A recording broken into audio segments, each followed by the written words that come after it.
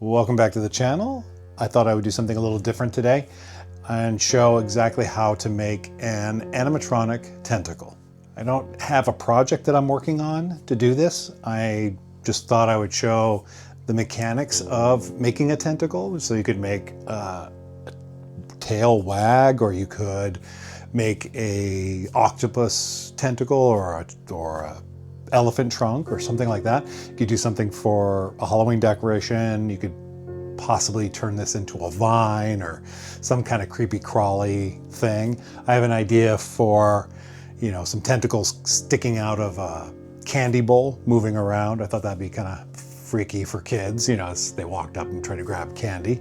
So let's get started with this. This is just going to be just the tentacle, just kind of the mechanics behind it. And then from there, you can take it to the next level. We are going to be using speedometer cable. Speedometer cable is very flexible. I need to figure out what size hole I'm going to need for that. So that's an 1/8 inch. So we're going to do an 1/8 inch hole. I'm going to, and actually what I should probably do is just go ahead and very carefully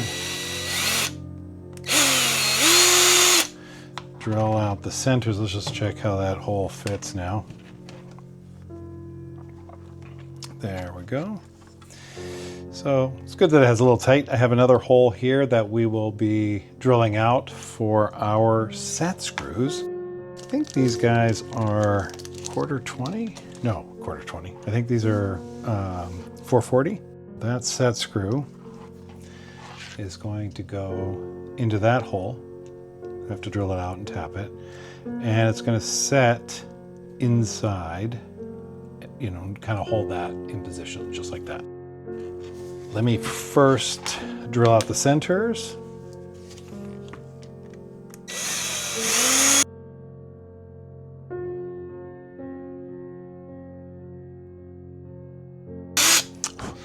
And I did both sides. So that hole goes all the way through. And it goes all the way through, but you only have to do one side.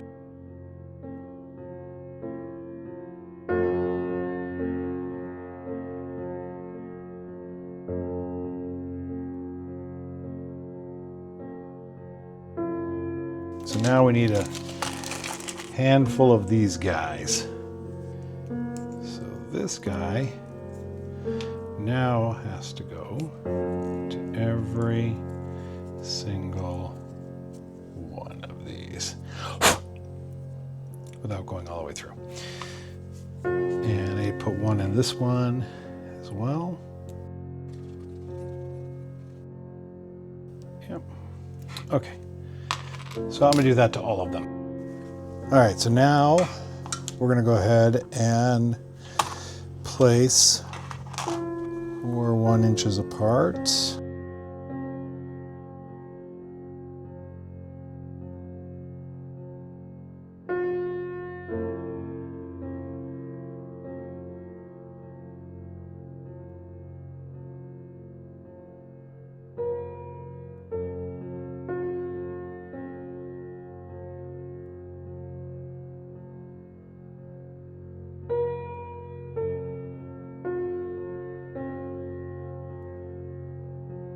With the holes drilled and tapped for the servos, I'm using a needle vise to kind of open up these holes for the housing and the cable. The housing should only go about halfway through the plastic, while the cable needs to go all the way through.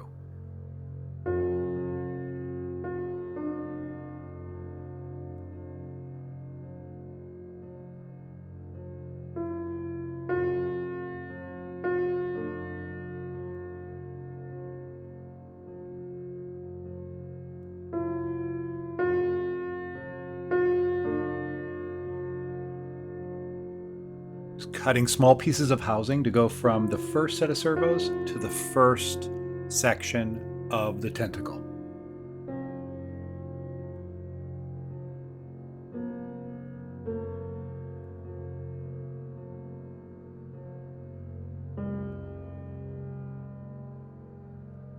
The tentacle also needs the same treatment. I'm just adding, or just kind of opening up the hole a little bit so that the housing can stick into the bottom of that plate and allow the cable to pass through.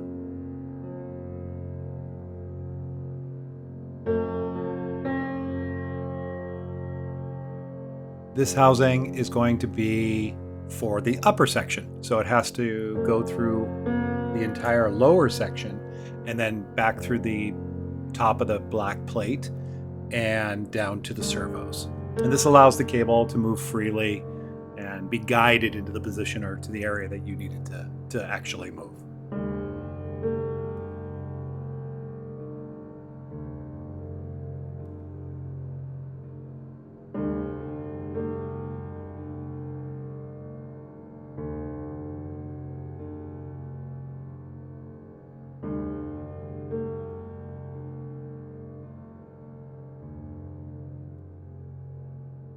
Okay, so right now I'm going to glue those guys. All right, so I have everything connected. Now,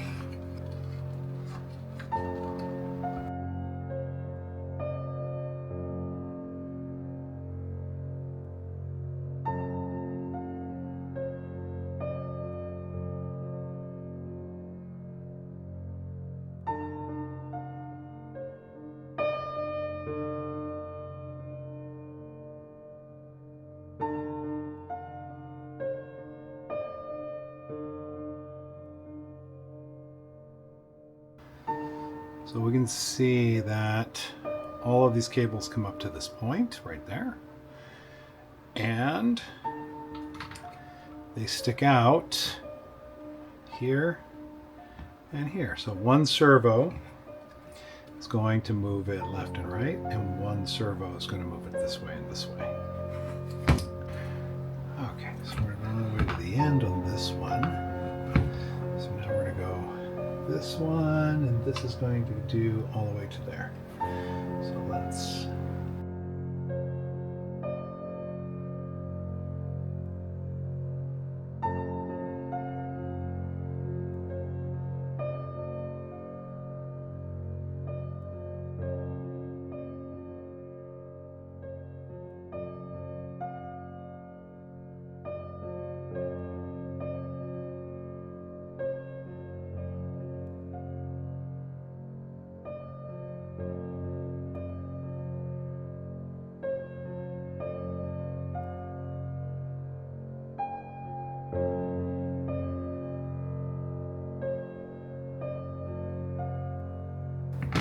$25 kilogram servos, and I'm going to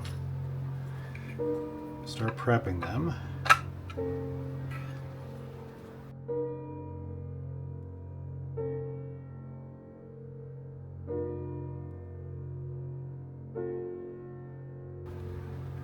Okay, so all the servos are attached right now. We're going to leave these guys. We'll do cable management.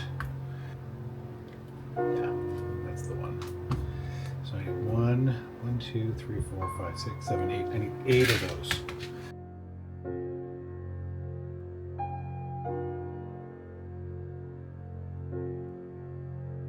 These guys all connect under here.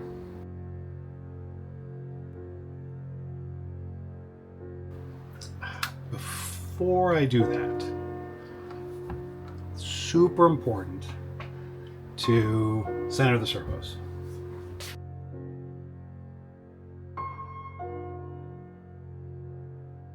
Plug it. So this one now,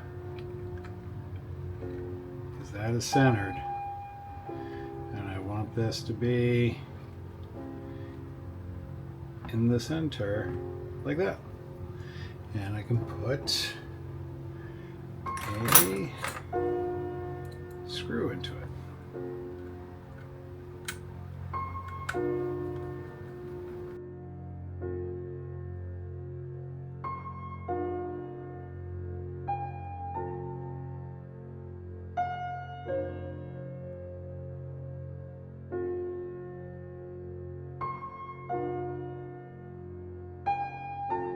we are using a shaft collar.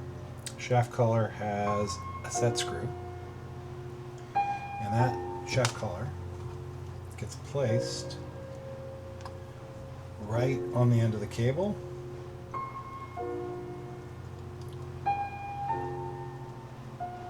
And it gets tightened just like that. I've done the other 4 already, but that's on there tight. I then take, I'll turn it this way, and I can pull, and it's going to pull that shaft collar right to, just like that. So that we have all 4 collars right on the end there. Same thing's going to happen right here. I have another shaft collar. I have the cable that is going to go in midway. And this shaft collar is going to go right on the cable. Just like that. And that cable is right here. And I'm going to use another Allen wrench to tighten the set screw here. So that's nice and tight. I'm going to pull this.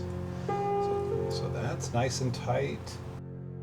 And I'm going to go around, make sure everything's nice and straight, everything's nice and tight.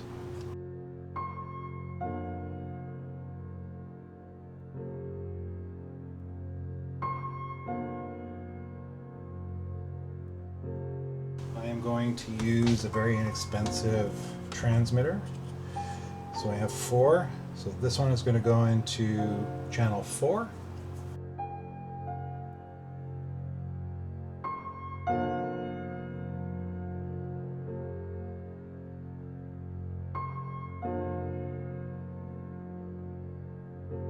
Getting back to this, I have the lower tentacle on the left stick, and I have the upper tentacle on the upper stick. Now, you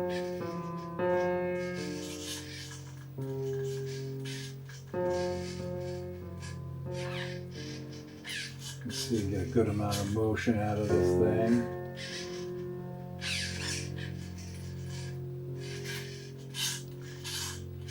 Moving really fast, and you could use a different transmitter. This transmitter is very inexpensive. It's a bit of a toy transmitter, if you ask me. If you had a transmitter that you could program the servos, you could slow them down a little bit. You could change the curve. You could change the endpoints on the servos as well. So there's a lot of little tweaking that you can do, but you can kind of see how still trying to get it to move right. You can see how easy it is to make this thing wiggle, and you can also attach this thing to a maestro, and you could program the animation that you want the servo to take, or the tentacle to take. But that gives you a really good, simple idea of how a tentacle should work. You can also do this where you're only doing one stage at a time. So right now I have 2 stages to the tentacle. I have a stage here on the bottom that is set up so that, you know, it's moving this section a little bit. So I'll just show you. So it's moving that bottom section as opposed to the top section. And then there's a second stage, or a second section, that moves independently of the bottom. So we could have them going in different directions if you want. Stop it. It's very sensitive. The servos are very strong and they're very fast. So, you know, more than likely, if I was going to puppeteer this, I would put this on a much more expensive transmitter, just like the one I used on Art Deco perhaps, and be able to change the speed of the servos and how far they're moving, all that good stuff. Because With this little transmitter here, I'm having a hard time controlling it. But that's, that might be the look that you're after too.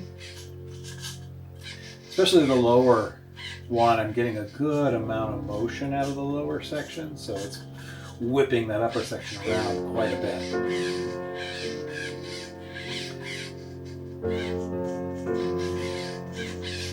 We're going to move it in a circle. Yeah, there's a lot of different things that we could do with this thing. Hopefully this explains tentacles. Elephant trunks are done the same way. I was going to point out that if you have this thing mounted to a wall, for example, you should still be able to get a good amount of motion out of it. So if it was working something like that, that could be very easily be an elephant trunk if you were trying to do that. It's a very small tentacle, so you can upscale this very easily. These little tubes and cabling that are inside here, I'm using one of the smaller sets of cables. You can upsize the cables and the housing that you're using in this particular case. And you can also, you can make it bicycle cables, so it can give you an idea of how big the tentacle could be. You might need to put it on levers rather than servos, depending on how big that tentacle is and how much motion you need. The motion we're getting out of this tentacle is because of the length of the levers here on each of the servos. So each servo's moving it at a certain distance. So hopefully that explains tentacles. It's a very simple RC setup, again using a kind of bit of a toy RC transmitter, but you can use an expensive transmitter, receiver, and you can create tentacles for whatever you need to, really. Once again, I will make these files available on Printables if you'd like to make your own version of this. There's only 3 parts. There's the base and then the 2 different size discs here, and print as many discs as you'd like to have the tentacle to move. And I hope you enjoyed this video. This is a little departure then to what I'm doing. This is actually just showing how to make an animatronic structure or an animatronic move, and hopefully you enjoyed this content. Thanks for watching. We'll catch you in the next one.